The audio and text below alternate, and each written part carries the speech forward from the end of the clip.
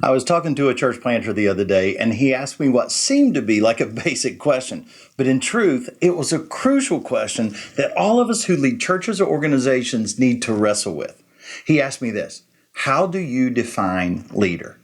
Well, stay tuned, because today I'm going to tell you why that's such a great question and give you my definition of what a leader is.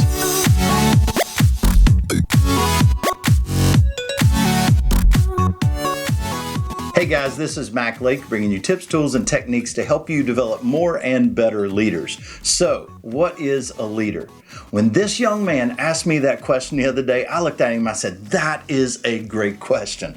Because I think so many times what we do is we put someone in a leadership position and we expect them to do the work but not lead a team. Our greater expectation is they do the work.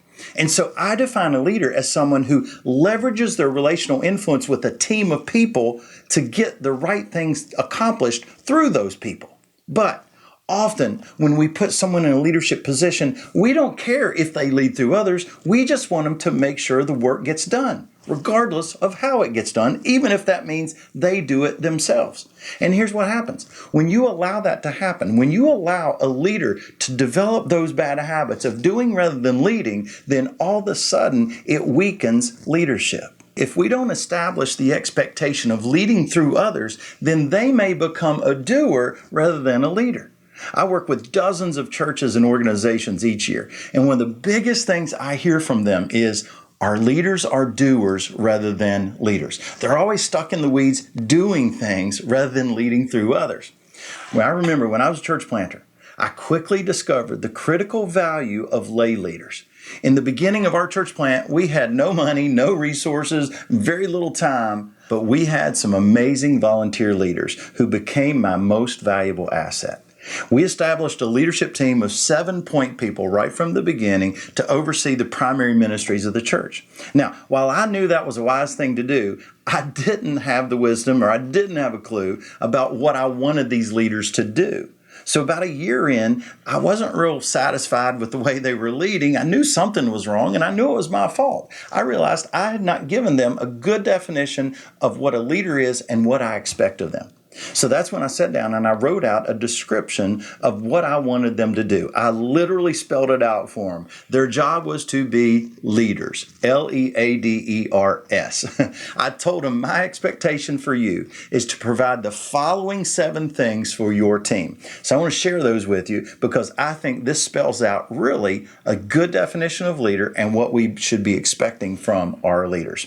L is leadership development.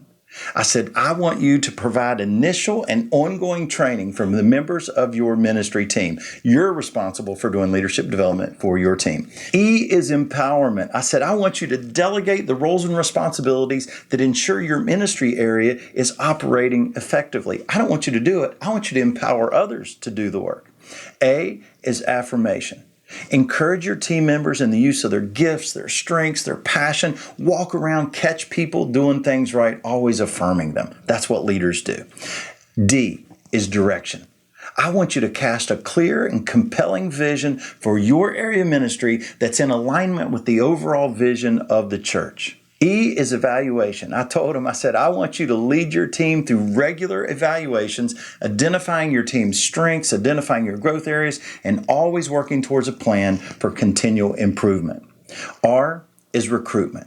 I said, I want to see you working with your team members to continually enlist new volunteers and adequately staff your area of ministry. And then the last one is S, soul care. I said, man, I want to see you guys encourage the spiritual health, the spiritual development of those on your team. This is what leaders do. And providing this simple little job description, these 7 little points, gave my leaders a great definition and clarity of expectation that they needed to lead effectively. It also gives you a great tool to evaluate and coach them in their leadership role. So let me give you 3 things you can do to apply this to your own church or your own organization. Number 1, make the leader's description a part of your leader's job description. Just go ahead and insert the L.E.A.D.E.R.S in their job description. Go over that with your existing leaders and Always share it with any of your new leaders. Number 2, use these 7 areas for ongoing training topics for your leaders. Pick one of the topics, put together a little training, and focus on that one area and just do continual development so they're always growing as leaders. And then number 3, use it for evaluation.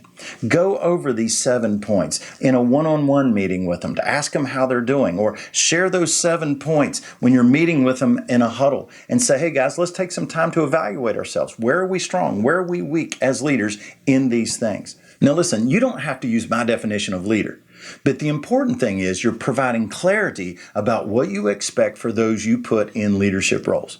Because when you don't provide clarity of expectations, I promise you, you are going to experience frustrations, and they're going to experience frustrations, and you're not going to get the leadership results you want in your areas of ministry. So make sure you spell out, however you do it, spell out what a leader is and clarify the expectations for those that are leading in your organization. Thanks again for joining me today. If you enjoyed the video, make sure you click the like button. Also, if you've not subscribed, make sure you click the subscribe button, click the little bell. That way you'll be notified every Tuesday when new videos come out. Also, use the discussion questions in the description below to discuss this video with your team so you can continue to grow as leadership developers. Thanks again for joining me, and I'll see you next time.